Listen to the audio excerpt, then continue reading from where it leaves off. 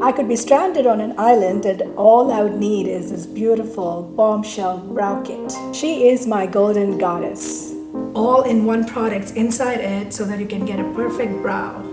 And now let me show how to use it. I'm going to start using the tweezer. Make sure you don't go close to your brow line. The second thing I would do is use this brow pencil. I create a brow line around my brows with gentle light strokes. I take my brush, I use a darker shade, and I gently fill it in with feather-like strokes. Then I turn around the brush and I have a spoolie and I brush the brow hair. This is to balance out the product. And the third thing is I use the brow lift and I create a line just beneath the brow line and I blend it in. It makes your brows pop out. Then the fourth item in the kit is a brow highlighter and I gently apply it on my brow bone to give a bling.